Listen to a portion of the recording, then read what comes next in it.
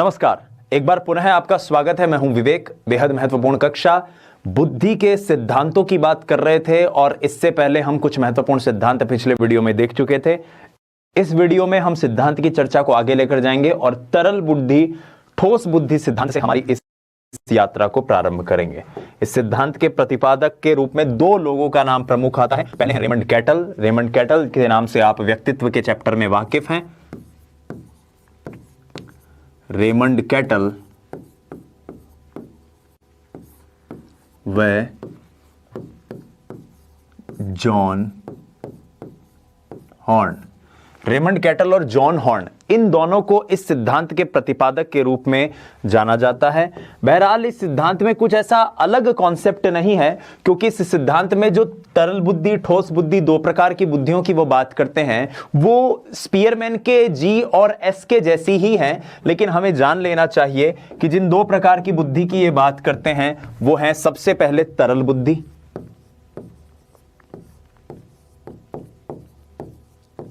जिसको fluid intelligence कहते हैं।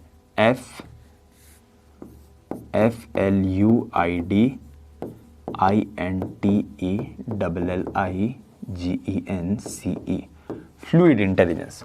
और दूसरी जिस बुद्धि की वो बात करते हैं वो होती है ठोस बुद्धि। ठोस बुद्धि जिसको हम कहते हैं crystalline intelligence. CRYSTALLINEINTELLIGENCE, crystalline intelligence. तो तरल बुद्धि और ठोस बुद्धि, एक है फ्लूइड इंटेलिजेंस, दूसरी है क्रिस्टलाइन इंटेलिजेंस। आइए अब इसके बाद आगे बढ़ते हैं। और ये जो तरल बुद्धि ठोस बुद्धि की जो बात उन्होंने कही, इसी के आधार पर इसको, क्योंकि F मतलब फ्लूइड और C मतलब क्रिस्टलाइन, इस मॉडल को GFGC मॉडल भी कहते हैं। GFGC मॉडल भी इस मॉडल को कहा जाता है। तो ये नाम आप जरूर याद रखिएगा कि इस मॉडल को GFGC मॉडल भी कहते हैं। दो प्रकार की बुद्धियों की ये बात करते हैं। कौन? अपने रेमंड कैटल और जॉन हॉर्न। अब आइए आगे बढ़ते हैं और इनके बारे में एक एक महत्वपूर्ण बिंदु जान लेते हैं। तो सबसे पहले मैं लिख देता हूं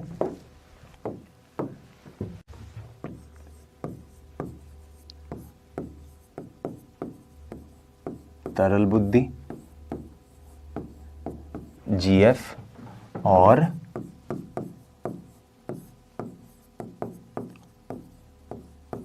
ठोस बुद्धि GC। ठीक है, तरल बुद्धि और ठोस बुद्धि, जिसकी बात हमें भी समझने की कोशिश करेंगे। तो सबसे पहले तरल बुद्धि के बारे में जानते हैं। तरल बुद्धि कुछ नहीं है, जो स्पीयरमैन की हमने सामान्य बुद्धि देखी थी, सामान्य कारक जो देखा था, बिल्कुल उसके जैसी है। और ठोस बुद्धि जो हमने स्पीयरमैन का जो विशिष्ट कारक देखा था, बिल्कुल उसके जैसी है। अब कुछ फैक्ट्स हैं जिनको हमें याद करना है, या यूं कहूं कि वापस दोहराना है, एक ही बात है। तो देखो, सोच व तर्कना की जन्मजात क्षमता। पहले तरल बुद्धि के बारे में जान लेते हैं। जन्मजात क्षमता, पहला पॉइंट। दूसरा पॉइंट,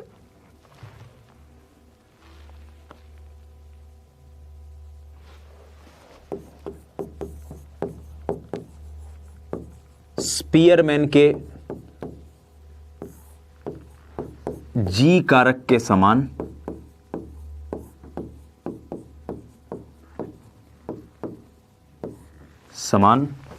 तो एक पॉइंट बनता है कि आनुवांशिकता द्वारा प्रभावित होती है।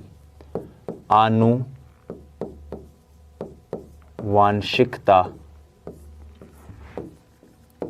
द्वारा प्रभावित। ठीक है, और एक पॉइंट याद रखिएगा कि इसका अधिकतम विकास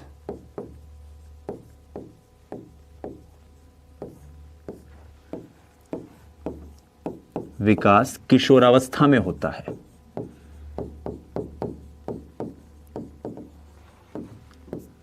किशोरावस्था में अधिकतम विकास किशोरावस्था में हो जाता है इसका। फिर एक चीज आप याद रखिएगा,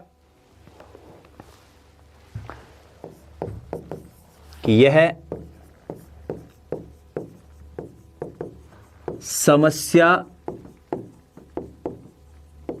समाधान में उपयोगी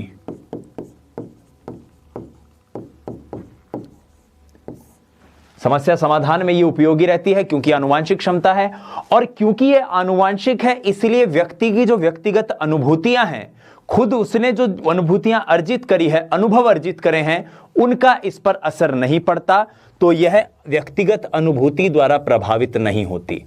व्यक्तिगत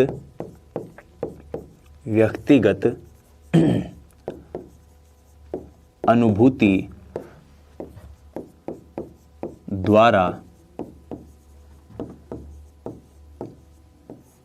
प्रभावित नहीं होती। व्यक्तिगत अनुभूति द्वारा यह प्रभावित नहीं होती।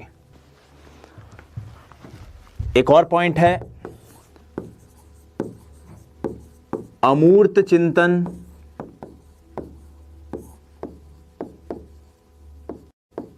तार्किक चिंतन लघुकालिक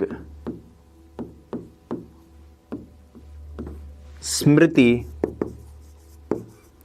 इसके द्वारा प्रभावित होती है। इसके द्वारा प्रभावित होती है। आई होप आपको ये अच्छे से दिख रहा होगा। ठीक है, अमूर्त चिंतन, तार्किक चिंतन, ये सारी इसके द्वारा प्रभावित होती है। और जो हमारा नर्वस सिस्टम है, जो हमारा तंत्रिका तंत्र है, उसकी प्रभावशीलता पर यह निर्भर करती है। तो ये तरल बुद्धि के बारे में हमने जाना कि सोच व तर्कना की जन्मजात क्षमता है। ठीक है, आपको दिखाई दे रहा होगा, स्पीयरमैन के जी कारक के समान है, आनुवांशिकता द्वारा प्रभावित होती है, अधिकतम विकास किशोरावस्था में होगा, समस्या समाधान में उपयोगी है, व्यक्तिगत अनुभूति द्वारा प्रभावित नहीं होती, अमूर्त चिंतन, तार्किक चिंतन, लघुकालिक स्मृति इसके द्वारा प्रभावित होती है। आइए अब बात करते हैं ठोस बुद्धि की। तो ठोस बुद्धि एक जन्मजात क्षमता नहीं है, यह एक अर्जित क्षमता है। सबसे इंपॉर्टेंट बात, अर्जित क्षमता है। यहीं से हम इसके अर्थ निकालेंगे। वो आनुवांशिकता द्वारा प्रभावित हो रही थी, तो ये किसके द्वारा प्रभावित हो रही है? ये पर्यावरणीय कारकों द्वारा प्रभावित, पर्यावरणीय कारकों द्वारा प्रभावित होगी। याद रखिएगा, पर्यावरणीय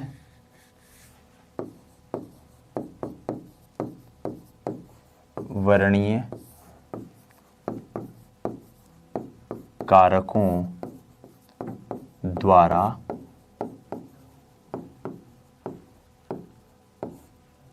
प्रभावित, पर्यावरणीय कारकों द्वारा प्रभावित।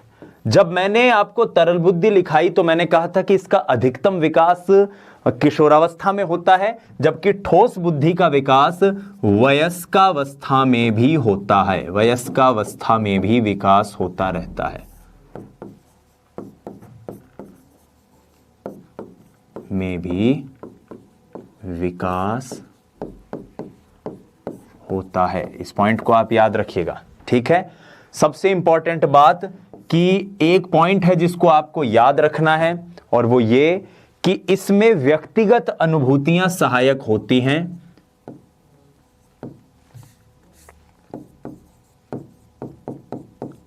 व्यक्तिगत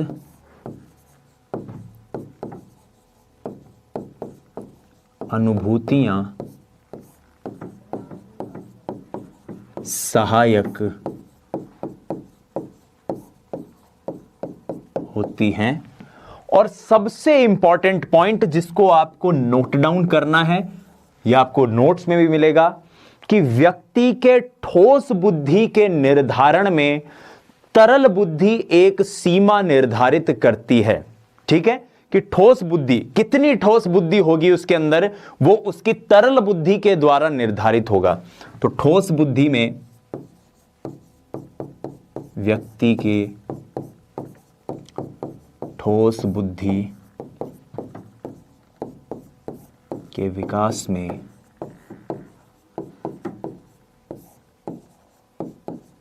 तरल बुद्धि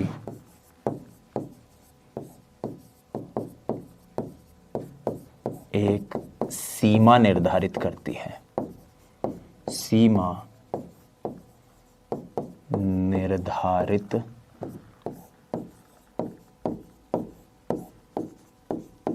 करती है।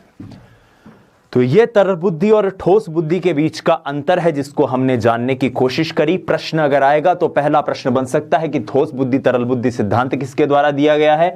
तो आपको नाम याद रखना है, माफ कीजिएगा, रेमंड कैटल और जॉन हॉर्न का।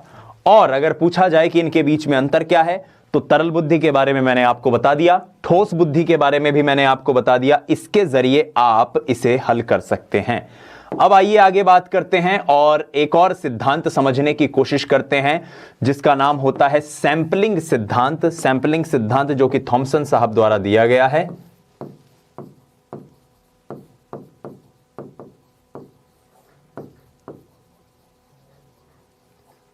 अब जो सिद्धांत है उसमें एक बहुबुद्धि सिद्धांत और एक त्रिचापीय सिद्धांत बड़ा महत्वपूर्ण हो जाता है। बाकी सिद्धांतों से जुड़े हुए तो आपको सिर्फ फैक्ट्स याद रखने हैं, तथ्य याद रखने हैं।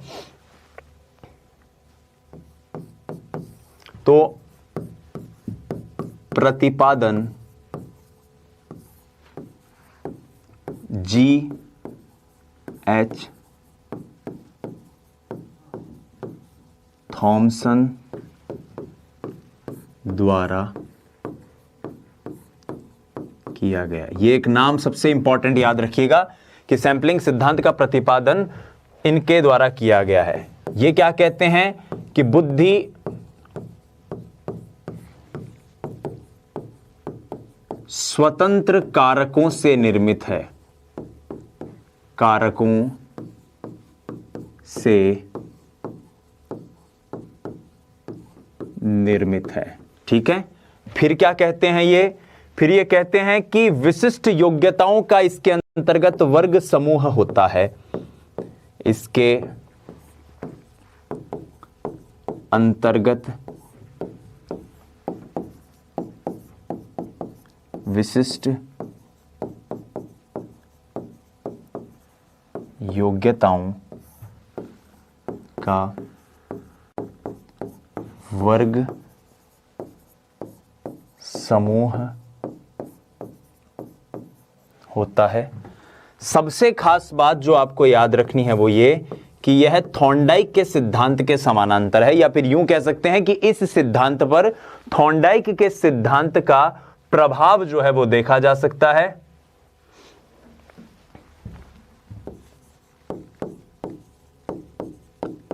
थॉर्नडाइक के सिद्धांत के समान है, पहला पॉइंट यहां पर। और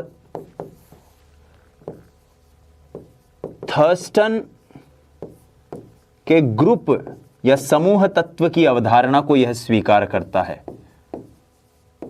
समूह तत्व की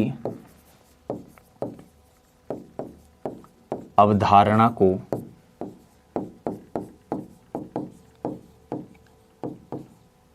स्वीकार करता है। समूह तत्व की अवधारणा को यह स्वीकार करता है। ठीक है, आगे बढ़ते हैं। आगे बात करते हैं पदानुक्रमिक सिद्धांत की। मैंने एक बार फिर बताया था कि पदानुक्रमिक सिद्धांत में हम दो मॉडल पढ़ेंगे। पहला हमने आर्थर जेनसन का पढ़ा था और दूसरा अब पढ़ने जा रहे हैं जिसको हम कहते हैं हिरार्कियल मॉडल। ठीक है, अब यहां पर एक पॉइंट है जो आपको याद रखना है। पहला तो ये, इसका प्रतिपादन किसने दिया था या प्रतिपादन किसने किया था? तो इसका प्रतिपादन किया है साहब फिलिप वर्नन ने और उनके सहयोगी सिरिल बर्ट ने।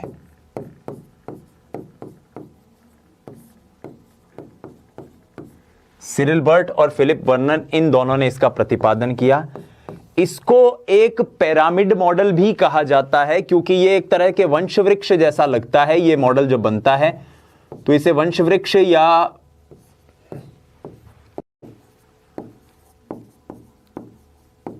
पिरामिड मॉडल भी कहते हैं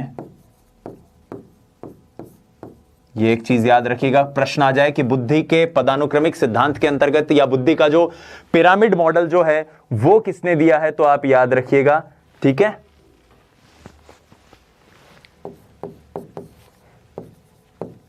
इसमें मानवीय योग्यताएं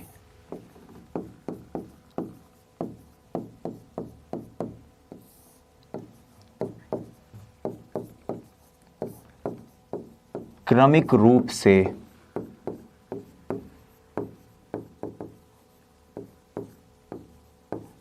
व्यवस्थित होती हैं। ठीक है, मानवीय योग्यताएं एक क्रमिक रूप से व्यवस्थित होती हैं। इस मॉडल के अंतर्गत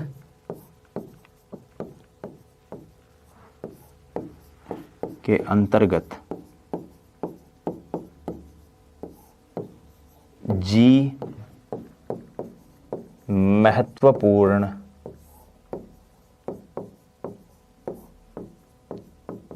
कारक है। जी एक महत्वपूर्ण कारक है इस मॉडल के अंतर्गत। आगे बात करते हैं त्रिस्तरीय मॉडल की। ठीक है, त्रिस्तरीय मॉडल जिसको ट्राई स्ट्रेटम थ्योरी कहते हैं, और ये जो ट्राई स्ट्रेटम थ्योरी है ये कैरोल का दिया हुआ है। Stratum model, try stratum model जो है ये कैरोल साहब का दिया गया है। अब ये ट्राई स्ट्रेटम मॉडल क्या है, ध्यान से सुन लीजिए।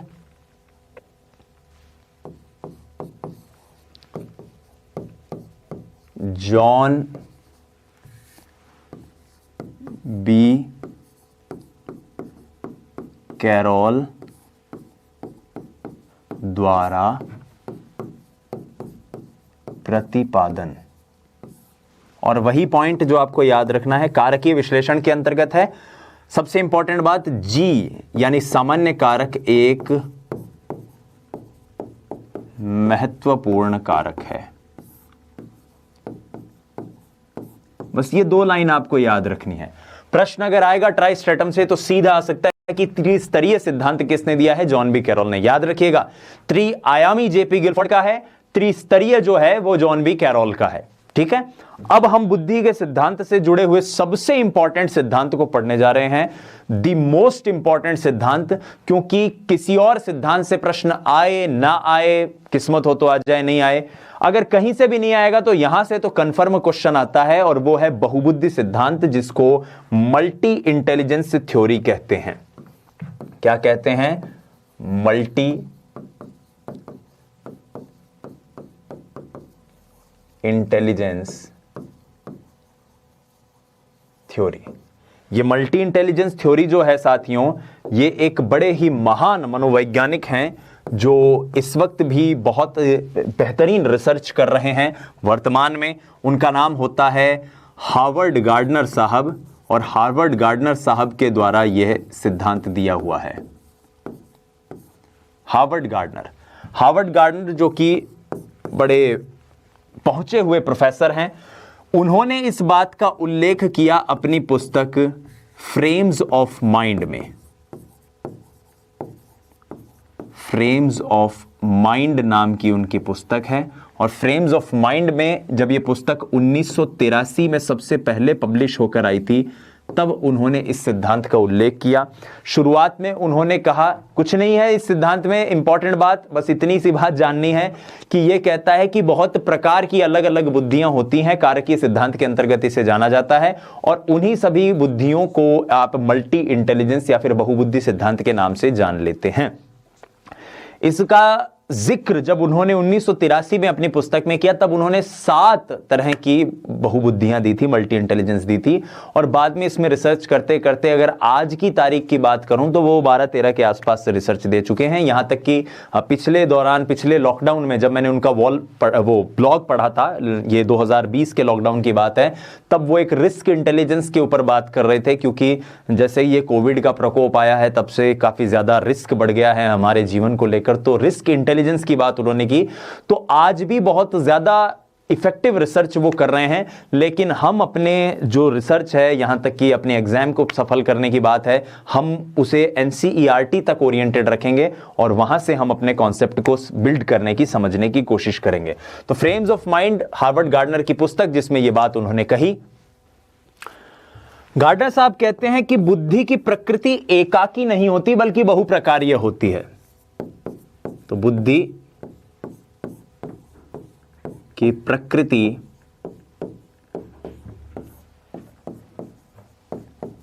एकाकी नहीं, एकाकी मतलब सिंगुलर, अपितु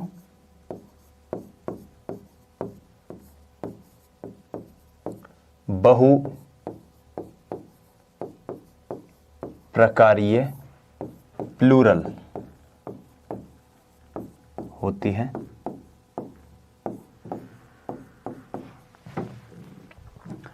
विभिन्न प्रकार की बुद्धियां एक दूसरे से स्वतंत्र रहकर कार्य करती हैं। विभिन्न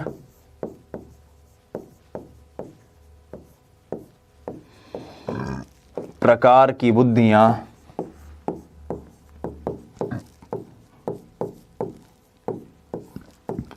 एक दूसरे से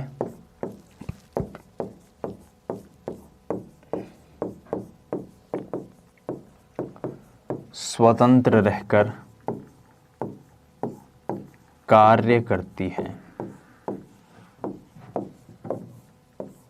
अब यहां पर मैं आपको एक इंपॉर्टेंट पॉइंट बताने जा रहा हूं, जिससे आपकी परीक्षा में इस टॉपिक से जुड़ा हुआ कोई भी प्रश्न कभी गलत नहीं होगा। इस टॉपिक से जो क्वेश्चन अमूमन पूछा जाता है वो ऐसा पूछा जाता है, क्योंकि ये कुछ 9 तरह की बुद्धियों की अभी हम चर्चा करेंगे कि एक शल्य चिकित्सक में कौन सी बुद्धि होती है, एक डॉक्टर में कौन सी बुद्धि होती है, एक अध्यापक में कौन सी बुद्धि होती है, एक कलाकार में कौन सी बुद्धि होती है, नर्तक में कौन सी बुद्धि होती है। तो प्रिय विद्यार्थियों, एक बात अपने दिमाग में पूरी तरह से फिट बैठा लीजिए कि एक व्यक्ति में केवल एक प्रकार की बुद्धि नहीं होती। एक व्यक्ति में एक से ज्यादा बुद्धि हो सकती है, इसलिए केवल लोगों के नाम याद मत कीजिए, आप उस बुद्धि की प्रकृति को समझिए, आपको ऑटोमेटिकली चीजें अपने आप याद हो जाएंगी।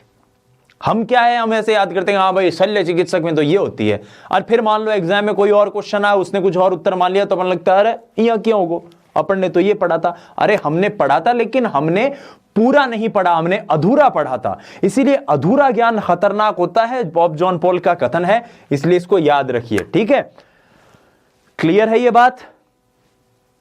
ओके, कि एक व्यक्ति में एक से अधिक तरह की बुद्धि हो सकती है, और अगर एक बुद्धि ज्यादा है, इसका मतलब यह नहीं है कि दूसरी बुद्धि कम है, दूसरी बुद्धि भी ज्यादा हो सकती है। बहुत से लोग ऐसे होते हैं जो साइंटिस्ट भी होते हैं और सिंगर भी होते हैं। अब अनिल कुंबले एक बड़े महान बॉलर रहे हुए हैं, लेकिन Anil Kumble was a software engineer थे, यानी उनके अंदर गणितज्ञ बुद्धि भी होगी, और उसके साथ वो भी उसी स्तर की है, और उनके अंदर उसके साथ साथ कौन सी बुद्धि है, उनके अंदर बॉडी काइनेस्थेटिक्स या शरीर गतिक बुद्धि, जो कि अमूमन स्पोर्ट्स पर्सन में होती है, वो भी होगी। तो इसका मतलब एक व्यक्ति में एक बुद्धि अगर ज्यादा, इसका मतलब दूसरी कम है, ऐसा कतई नहीं है। एक व्यक्ति में एक से अधिक तरह की बुद्धियां पाई जा सकती हैं। आइए अब एक एक करके इनको जानने की कोशिश करते हैं।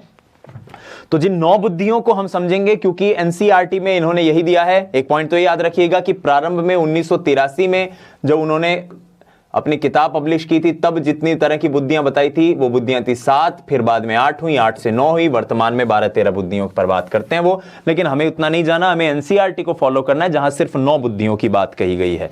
भाषाई बुद्धि, स्थानिक बुद्धि, सांगीतिक बुद्धि, अंतःवैयक्तिक बुद्धि या जिसको अंतरावैयक्तिक भी कह सकते हैं, अस्तित्ववादी, तार्किक गणितीय, शरीर गतिक, अंतर्वैयक्तिक और प्राकृतिक। अब एक एक करके इनको समझने की चेष्टा करते हैं। सबसे पहले बात करते हैं भाषाई बुद्धि की, जिसको बात हम अंग्रेजी में कहते हैं लिंग्विस्टिक इंटेलिजेंस।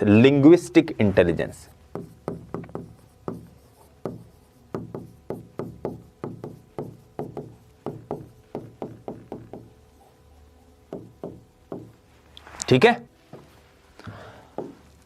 तो भाषाई बुद्धि का मतलब क्या है? सिंपल सी एक बात याद रखिए, भाषा के प्रयोग का कौशल।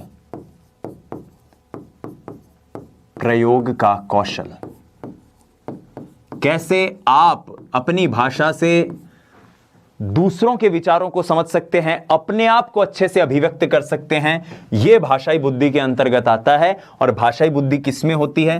लेखक में भाषाई बुद्धि होती है, कवि में भाषाई बुद्धि होती है, बिल्कुल किसी विचारक में भाषाई बुद्धि होती है। अब आपसे मैं 2 प्रश्न पूछूंगा, भूल जाइए आपने क्या पढ़ा है, सोच के बताइए, जवाब दीजिए। क्या एक शिक्षक में भाषाई बुद्धि होगी? होगी, बिल्कुल होगी साहब। उसको पता है कि किस तरह की भाषा का प्रयोग करके या किस तरह की शैली का प्रयोग करके मेरे विद्यार्थी इस प्रश्न का सही उत्तर दे सकते हैं या इस कॉन्सेप्ट को समझ सकते हैं, तो उनमें भी हो सकती है। तो ऐसे और भी कहीं, क्या नेता में भाषाई बुद्धि होगी? बिल्कुल नेता में भी भाषाई बुद्धि हो सकती है, क्योंकि नेता का काम यह है कि किस प्रकार से डायलॉग मार के, माहौल बना के और बढ़िया एकदम मजमा लूट लेना और जब बजाओ भाई तालियां, भारत माता की जय और ये सब चीजें करना। तो ये काम क्या है? ये लेखक, कवि, इन सब लोगों में जो भाषा का प्रयोग ज्यादा करते हैं उनमें भाषाई बुद्धि होती है। फिर आती है तार्किक गणितीय बुद्धि, जिसको आप कहते हैं अंग्रेजी में लॉजिकल मैथमेटिकल इंटेलिजेंस। क्या कहते हैं? Logical mathematical intelligence.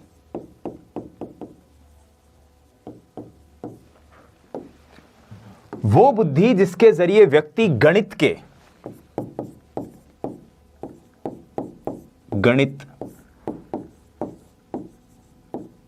विज्ञान के अमूर्त संप्रत्ययों को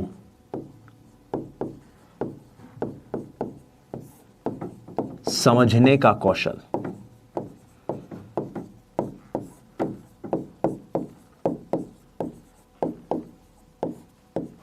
ठीक है, किन लोगों में होगा साहब? वैज्ञानिक में होगा, गणितज्ञ में होगा।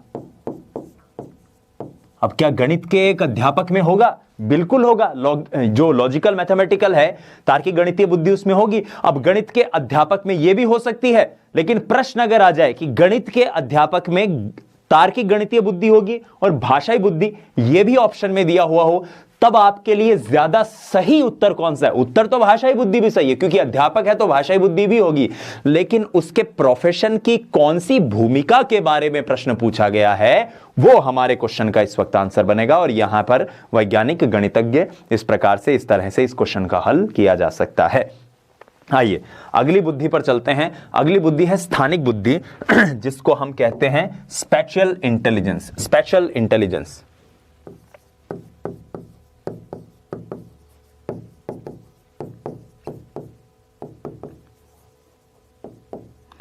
स्पेशल इंटेलिजेंस जिसके अंतर्गत वो योग्यता आती है जिसके जरिए आप मानसिक प्रतिबिंब या मानसिक प्रतिरूप का निर्माण कर सकें। तो क्या है आंसर? मानसिक प्रतिरूप, प्रतिबिंब का निर्माण का कौशल।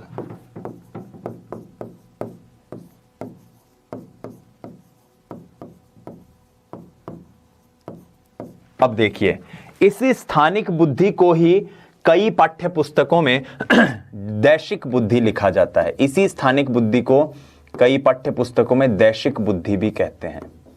याद रखिएगा, अलग नहीं है, सेम बात है।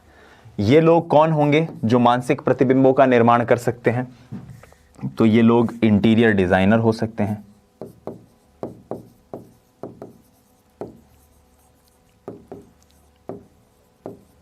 ठीक है। इंटीरियर डिजाइनर के साथ साथ ये लोग आर्किटेक्ट भी हो सकते हैं, वास्तुकार टाइप के हो सकते हैं,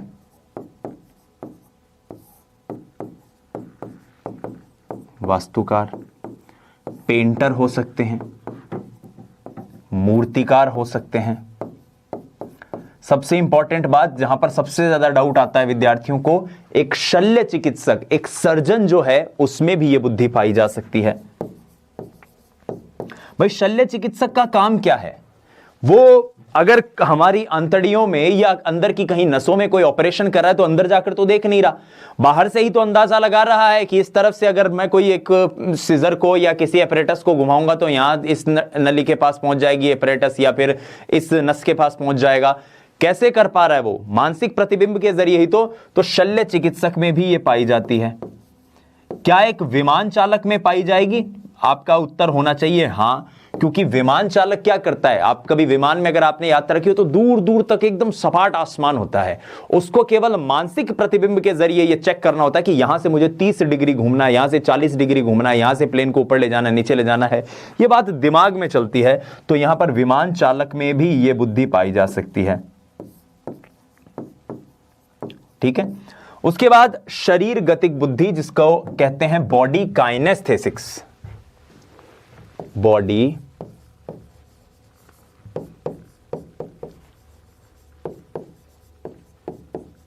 काइनेस्थेटिक, ये इंटेलिजेंस जिसमें होगी। अब ऐसे लोग कौन कौन हो सकते हैं जिनके अंदर इस तरह की इंटेलिजेंस पाई जा सकती है? ये वो लोग होंगे जो अपने शरीर के अंगों का कुशलता से उपयोग कर सकें। शरीर के अंगों का कुशलता से उपयोग, कुशलता पूर्वक उपयोग। शरीर के अंगों का कुशलता पूर्वक जो लोग उपयोग कर सकते हैं वो इसके अंतर्गत आएंगे। तो ऐसे लोग कौन होंगे? नर्तक, धावक, भाई जाहिर सी बात है नर्तक, धावक, और कोई स्पोर्ट्स पर्सन है। अब क्या एक शल्य चिकित्सक को इसके अंतर्गत रखा जाए? बिल्कुल, अपनी उंगलियों का इस्तेमाल ही तो वो करता है। किसी माइन्यूट से माइन्यूट ऑपरेशन को करने में उसका उपयोग तो वो अपने हाथों का ही तो करता है, तो शरीर के अंगों का इस्तेमाल कर रहा है। यस, बिल्कुल एक शल्य चिकित्सक भी इसके अंतर्गत आएगा। अब कोई नाम अगर मैं यहां नहीं लिख पा रहा हूं, इसका मतलब यह मत समझना कि आपने कहीं पढ़ा हो और उस व्यक्ति में वो अगर बुद्धि हो। सिर्फ अपने विवेक का इस्तेमाल कीजिएगा, अपने कॉमन सेंस का इस्तेमाल कीजिएगा, आप जरूर उस उत्तर तक पहुंच पाएंगे। आगे बढ़ते हैं, संगीतिक बुद्धि यानी कि म्यूजिकल इंटेलिजेंस।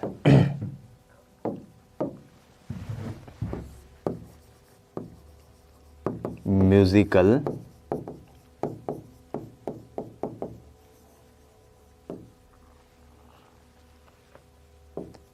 इंटेलिजेंस।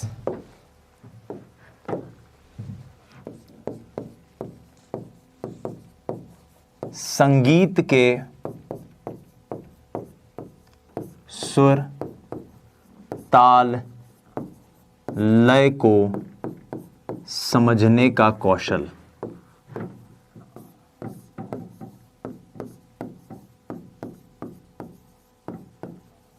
संगीत के सुर, ताल, लय को समझने का कौशल कैसे लोगों में होगा?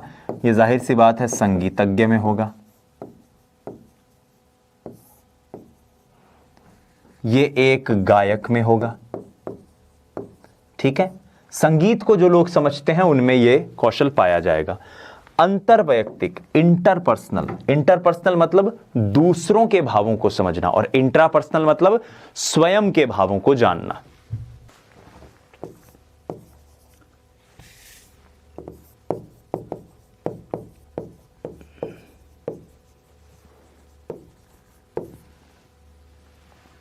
तो इंटरपर्सनल को क्या कहेंगे?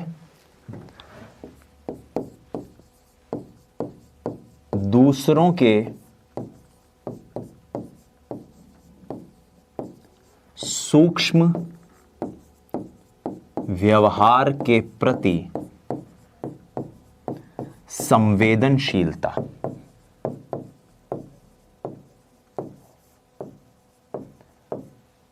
आप दूसरों के व्यवहार को समझ पाते हैं या नहीं समझ पाते सही से, और उसके आधार पर आप अपने विचारों को तय करते हैं।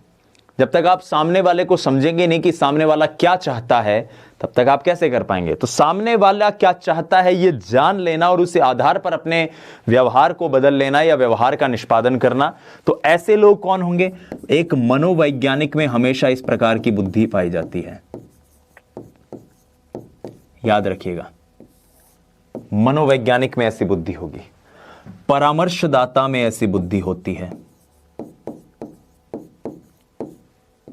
मनोवैज्ञानिक में यह बुद्धि है, परामर्शदाता में यह बुद्धि होती है, राजनेता में यह बुद्धि होती है, धर्मगुरु में यह बुद्धि होती है, क्योंकि वो जानता है, राजनेता जानता है कि सामने वाले को क्या चाहिए, जनता को क्या चाहिए, पब्लिक को क्या चाहिए। यही अंतर्वैयक्तिक है। आइए आगे बढ़ते हैं और अंतःवैयक्तिक, या जिसको कई बार अंतरावैयक्तिक भी लिख दिया जाता है, इसको समझने की कोशिश करते हैं। अंतरावैयक्तिक यानी कि इंट्रापर्सनल।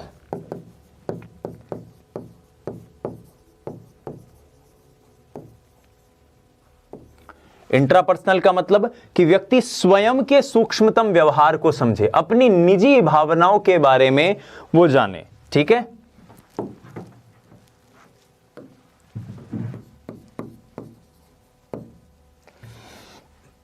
अपनी स्वयं की निजी भावनाओं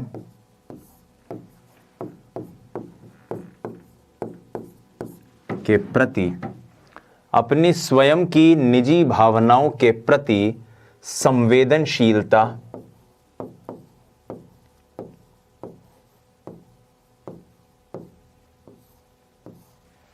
कि आप स्वयं की भावनाओं को जान पाते हो या नहीं जान पाते, तो एक मनोवैज्ञानिक में यह भी होगी।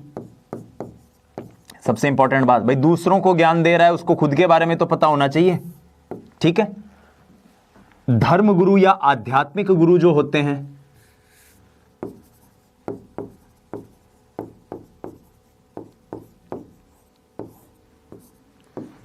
आध्यात्मिक गुरु, फिर दार्शनिक में यह पाई जाती है। तो ये इतने सारे लोग हैं जिनके अंतर्गत इस प्रकार की बुद्धि होती है। फिर आती है प्राकृतिक, यानी कि जिसको नेचुरलिस्टिक कहते हैं। प्राकृतिक बुद्धि कौन सी है? प्राकृतिक बुद्धि वो है जिसके अंदर व्यक्ति प्रकृति के पक्षों के प्रति संवेदनशीलता रखे। प्रकृति के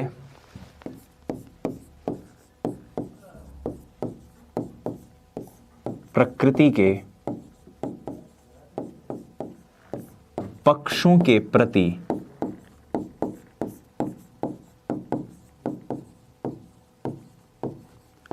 संवेदनशीलता। और यह बुद्धि किन लोगों में होगी? तो सबसे पहले तो ये किसानों में यह बुद्धि पाई जाती है। किसान, पर्यावरणविद,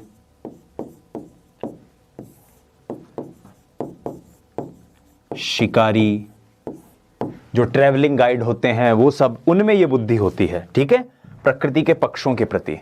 अंतिम आती है इसमें अस्तित्ववादी, जिसको एग्जिस्टेंशियल कहते हैं।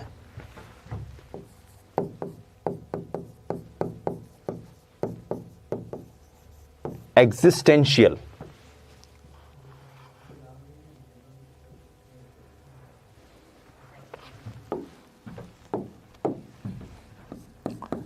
मनुष्य के अस्तित्व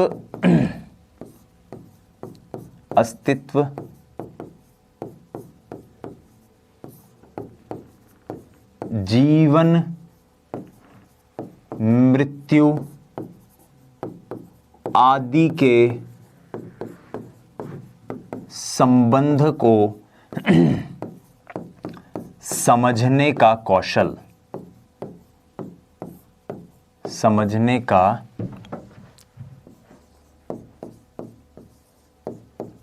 कौशल, और ये किन लोगों में होता है ये कौशल? ये वही, जैसा कि हमने देखा, साधु महात्मा में होगा, आध्यात्मिक गुरु में होगा, दार्शनिकों में होगा,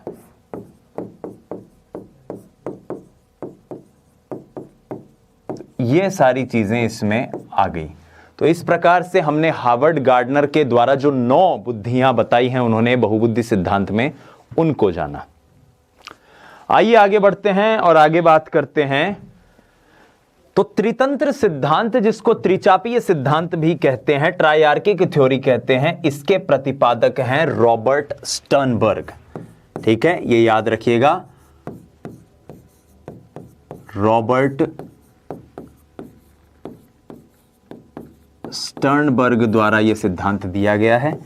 इसको त्रितंत्र सिद्धांत भी कहते हैं, त्रितंत्र सिद्धांत, और इसे त्रिचापीय सिद्धांत भी कहा जाता है, त्रिचापीय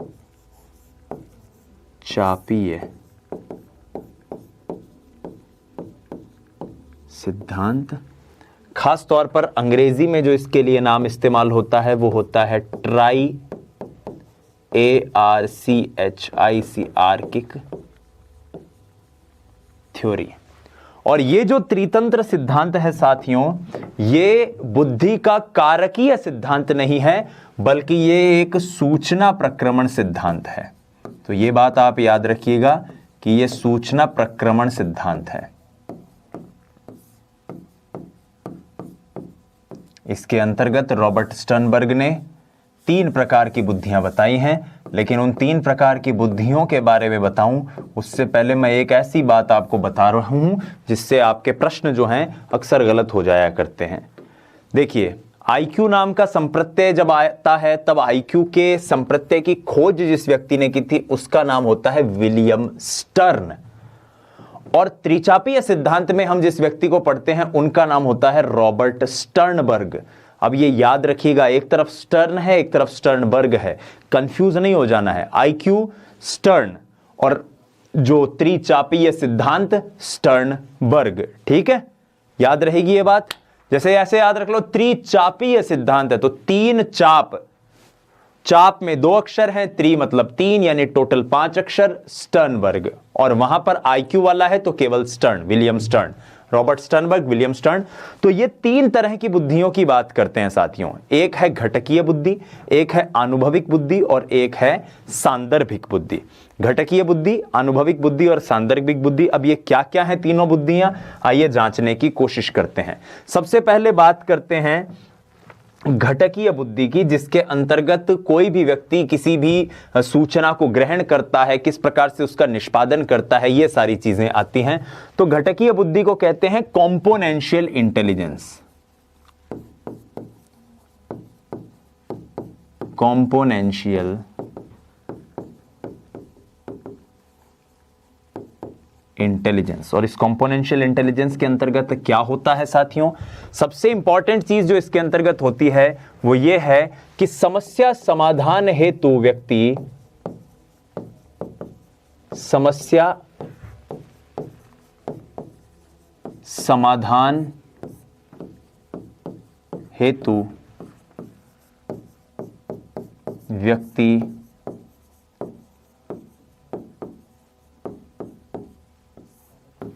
सूचनाओं का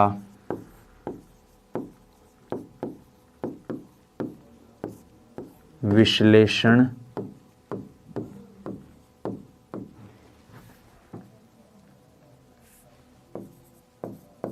करता है। ठीक है, घटकीय बुद्धि में जो भी उसको सूचनाएं मिलती हैं उन सूचनाओं का विश्लेषण और ये सारी चीजें होती है, तो इसके अंतर्गत आलोचनात्मक चिंतन जो है वो व्यक्ति का आता है। आलोचनात्मक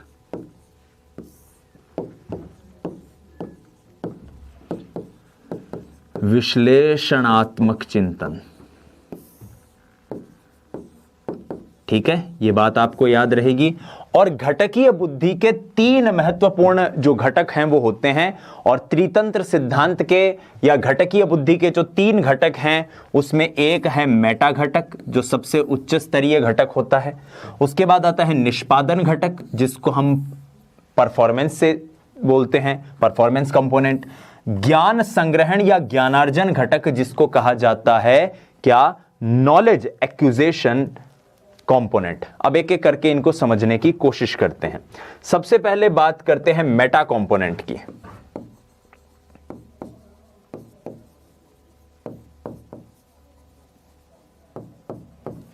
मेटा कंपोनेंट का मतलब क्या है? मेटा कंपोनेंट से अभिप्राय उस घटक से है जिस घटक के जरिए व्यक्ति संज्ञानात्मक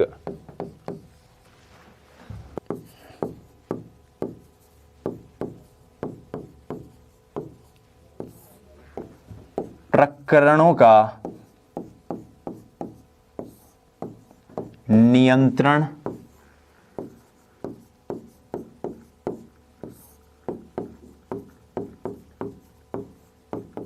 परिवीक्षण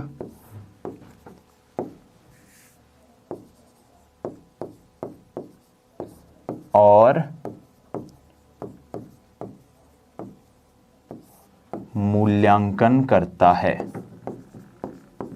और यह उच्च स्तरीय घटक है, ये याद रखिएगा। जो 3 घटक हैं उनमें सबसे उच्च स्तरीय घटक यही है।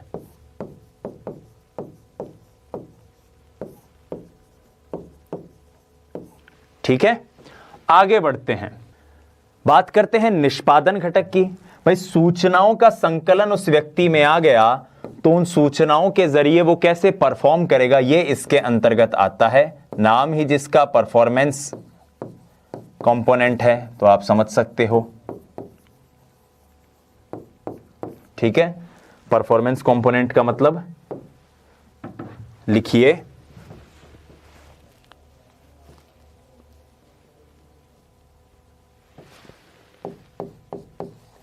इस घटक के प्रयोग से, प्रयोग द्वारा व्यक्ति वास्तविक परिस्थिति में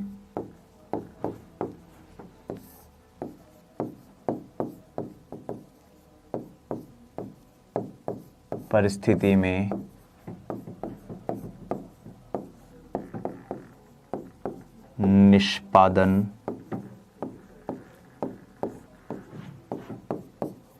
करता है। ठीक है, यह निष्पादन घटक है। और तीसरा जो है वो है ज्ञान संग्रहण या ज्ञानार्जन घटक, जिसको नॉलेज कंपोनेंट कहते हैं।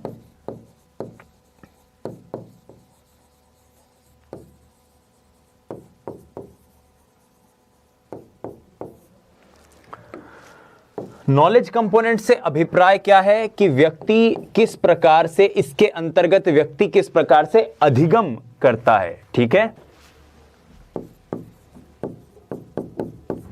व्यक्ति अधिगम करता है और विभिन्न कार्यों को करने की विधि प्राप्त करता है।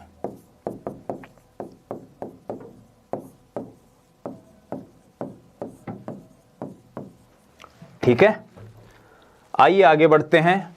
अब यहां पर हमने घटकीय बुद्धि की बात कर ली है। अब 2 तरह की बुद्धि और बचती है, एक अनुभविक बुद्धि और एक बचती है कौन सी, जो आपकी व्यावहारिक बुद्धि, जिसको आप डे टू डे की मांग के लिए करते हैं, सांदर्भिक बुद्धि भी जिसको कह दिया जाता है। तो अनुभविक बुद्धि, जिसके लिए एक्सपीरियंशियल इंटेलिजेंस का नाम इस्तेमाल होता है।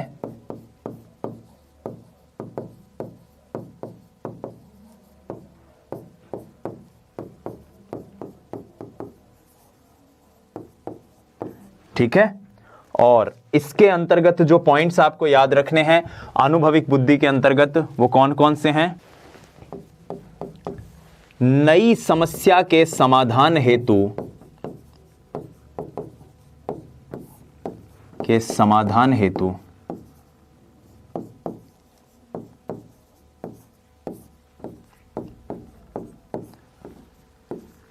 पूर्व के अनुभवों का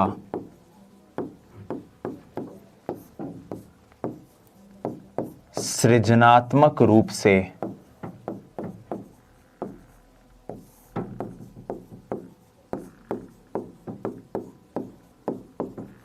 प्रयोग, पूर्व के अनुभवों का व्यक्ति कैसे सृजनात्मक रूप से प्रयोग करता है, ये आपकी अनुभविक बुद्धि के अंतर्गत पता चलता है। ठीक है, तो पूर्व के अनुभवों का कैसे प्रयोग करता है, ये इसके अंतर्गत आता है।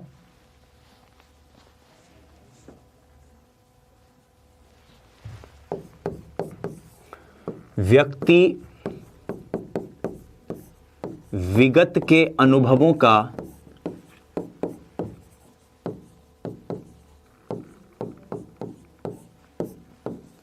मौलिक ढंग से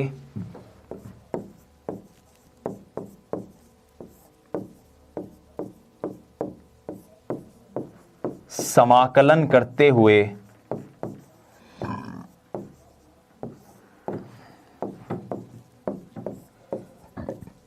समस्या समाधान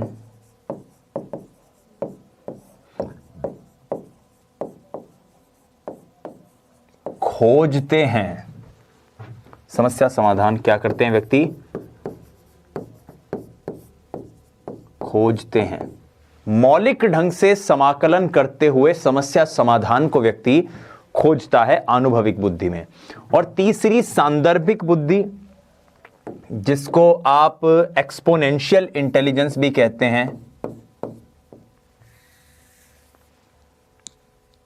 जिसको आप कॉन्टेक्चुअल इंटेलिजेंस भी कहते हैं,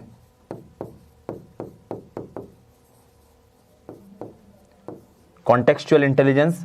तो एक पॉइंट याद रखिएगा कि दिन प्रतिदिन की पर्यावरणीय मांगों से निपटने के लिए, दिन प्रतिदिन की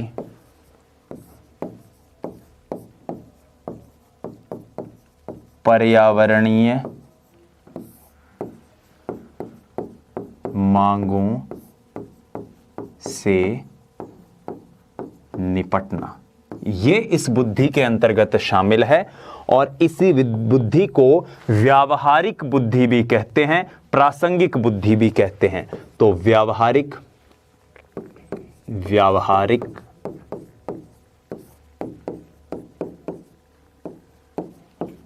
प्रासंगिक, व्यावसायिक बुद्धि कहते हैं। ऐसी बुद्धि जिन लोगों में होती है वो लोग पर्यावरण से शीघ्र अनुकूलित हो जाते हैं। तो यह बुद्धि का त्रितंत्र सिद्धांत है। अब बुद्धि के सिद्धांतों में अंतिम सिद्धांत जो हमें पढ़ना है वो है पास मॉडल। पास मॉडल हमारी एनसीईआरटी में बहुत स्पेसिफिकली दिया हुआ है, इसलिए आइए इस अंतिम सिद्धांत को, इस अंतिम पास मॉडल को पढ़ के आज के इस लेक्चर को विराम देते हैं। पास मॉडल के बारे में कुछ महत्वपूर्ण जानकारियां हमें जाननी है जिनसे प्रश्न बन सकते हैं। तो सबसे पहली बात,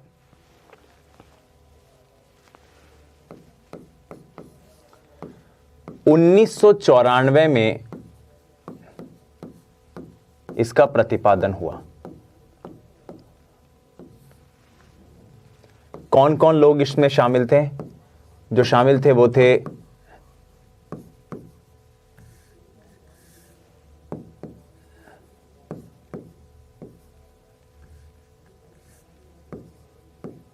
जेपी दास, जैक नागलिरी व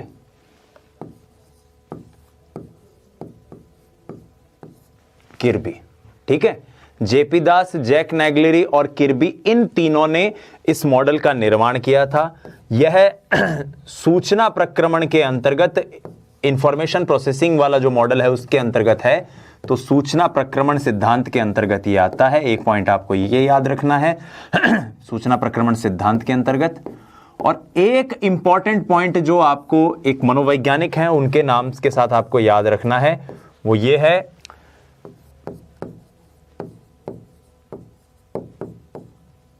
अलेक्जेंडर लूरिया के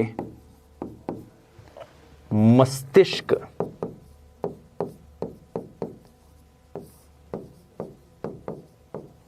संरचनाओं के विश्लेषण पर आधारित।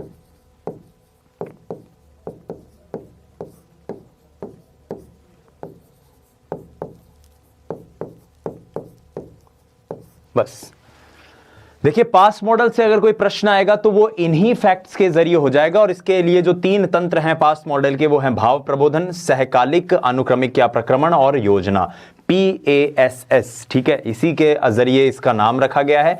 अब इससे जुड़े हुए कुछ 2-3 लाइनें हमें याद रख लेनी है। हालांकि NCERT में जो एज इट इज लिखी गई है वाक्य बातें, वो एज इट इज आपको नोट्स में लिखी हुई मिल जाएंगी। NCERT में जो भी लिखा हुआ है वो सारा का सारा मैं आपको नोट्स में प्रोवाइड करवा दूंगा, लेकिन यहां पर हम इससे जुड़े हुए कुछ फैक्ट्स देख लेते हैं जिनसे बना कोई प्रश्न हमारा अगर आए तो हम उसका उत्तर दे सकें। तो सबसे पहले इसके जो तीनों तंत्र हैं इनको जानना है। पहले जानते हैं भाव प्रबोधन को। भाव प्रबोधन जिसका मतलब होता है अराउजल। पास मॉडल में जो PASS जो है ना, उसमें जो ए है, इस ए का मतलब है अराउजल। ठीक है, अराउजल या अटेंशन। क्या है ये अराउजल अटेंशन? बस एक लाइन है जो हमें याद रखनी है, वो ये है, इस अवस्था के अंतर्गत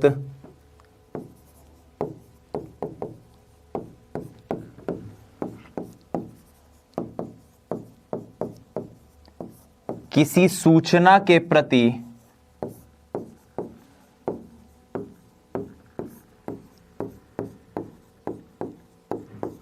हम ध्यानाकर्षित होते हैं।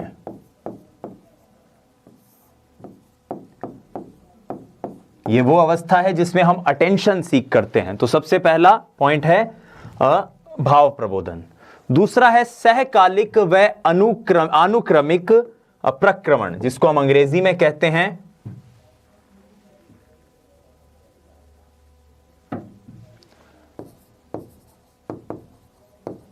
Simultaneous and successive processing. भाई, सूचना जो हमारे अंदर आ रही है, उस सूचना का प्रक्रमण, उस सूचना का किस प्रकार से प्रोसेसिंग हो रही है, यह उसकी बात करती है।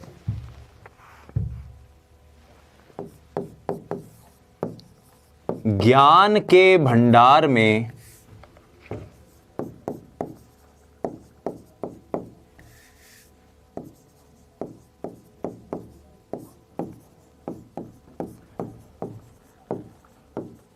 सूचनाओं का प्रक्रमण।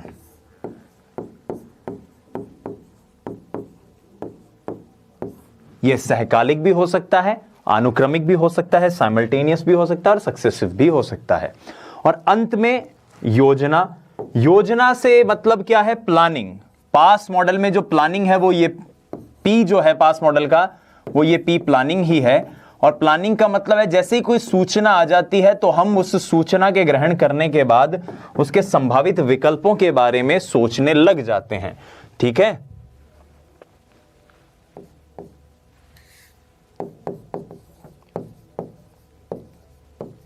सूचना की प्राप्ति व प्रक्रमण के पश्चात योजना सक्रिय हो जाती है।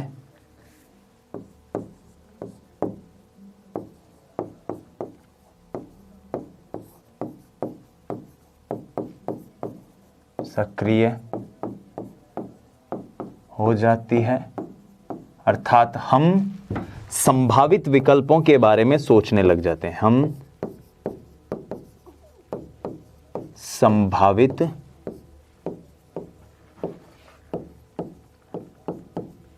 भाई, ये सूचना जो आ रही है इसका उपयोग कैसा है, ये प्लानिंग दिमाग करने लग जाता है, के बारे में सोचते हैं। ठीक है, ये पॉइंट क्लियर हो गया आपको? आइए अब आगे चलते हैं।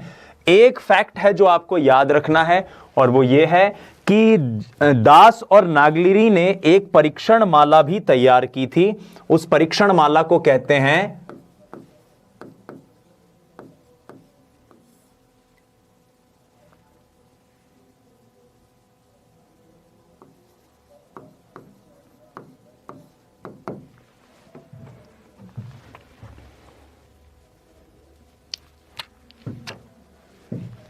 उस परीक्षण माला को कहते हैं कॉग्निटिव असेसमेंट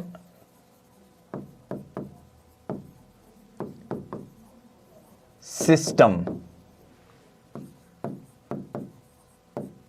संज्ञानात्मक मूल्यांकन प्रणाली, संज्ञानात्मक मूल्यांकन प्रणाली, कॉग्निटिव असेसमेंट सिस्टम, जो 5 से 18 वर्ष के बच्चों के ऊपर प्रयोग में ली जा सकती है। तो इस प्रकार से हमने इन 2 लेक्चर्स में बुद्धि के सिद्धांतों को जानने की कोशिश करी। आइए एक बार डिटेल में डिस्कस कर लेते हैं बुद्धि के सिद्धांत के बारे में। हमने जो भी सिद्धांत पढ़े हैं उनको समझ लेते हैं। आइए वापस एक बार रिवीजन कर लेते हैं ताकि हमारे लिए भविष्य के हिसाब से ये उपयोगी हो जाए। बुद्धि के सिद्धांत में सबसे पहले हमने देखा था एक कारक सिद्धांत जो कि अल्फ्रेड बिने का दिया हुआ है, द्विकारक सिद्धांत चार्ल्स स्पीयरमैन का एस और जी। उसके बाद हमने सामान्य और विशिष्ट के बारे में अंतर देखा था, थर्स्टन का समूह कारक सिद्धांत जिसे प्राथमिक मानसिक योग्यताओं का सिद्धांत भी दिया कहा जाता है। 7 इसमें प्राथमिक मानसिक योग्यताएं हैं।